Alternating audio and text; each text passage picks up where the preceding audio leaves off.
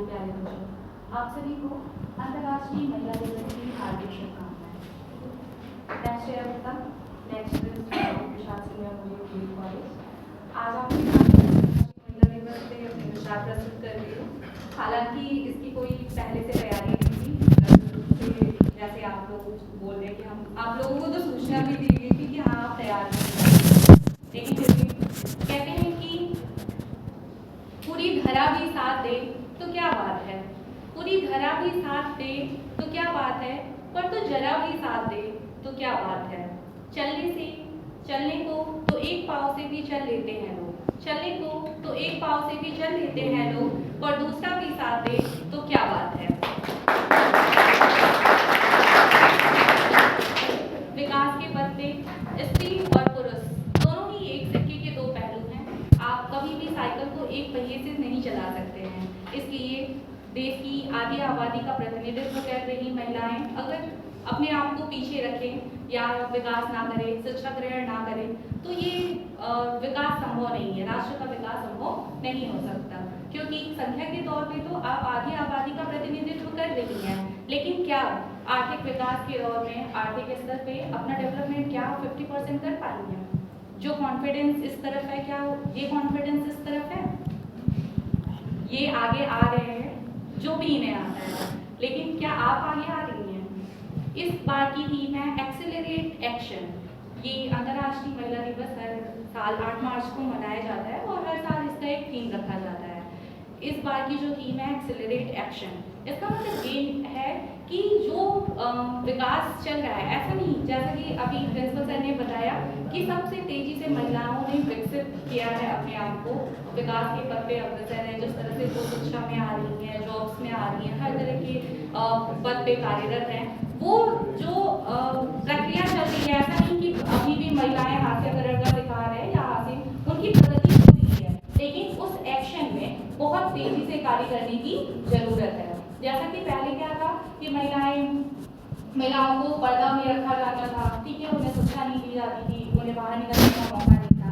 लेकिन कहा भी जाता है इंडिया में कि यत्र नार्यस्तु पूज्यन्ते रमन्ते तत्र देवता, यानी कि स्त्रियों का सम्मान हमारी ये भारतीय संस्कृति में ही है।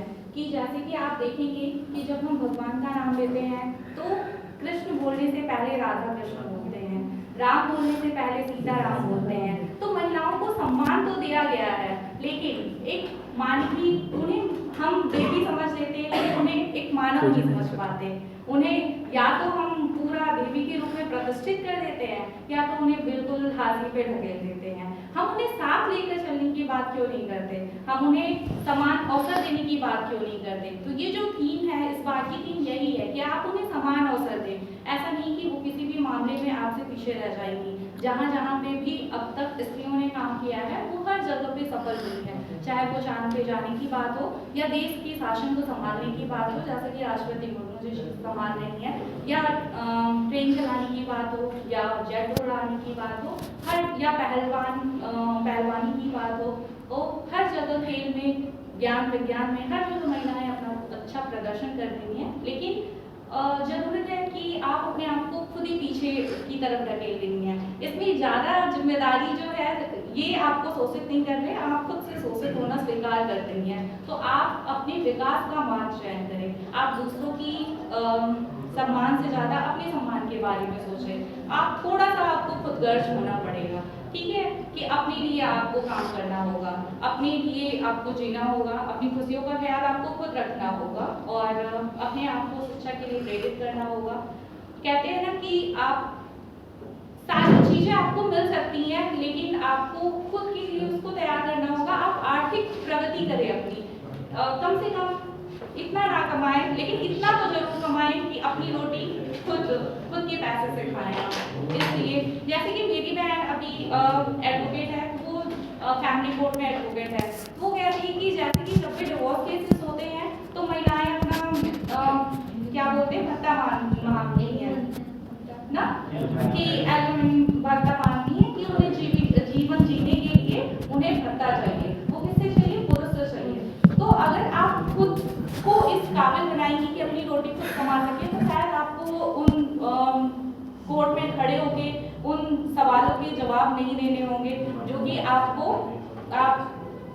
बिना वस्त्र उतारे ही आपको निर्वस्त्र कर रहे होते हैं। ऐसे सवालों से आपको बचना होगा।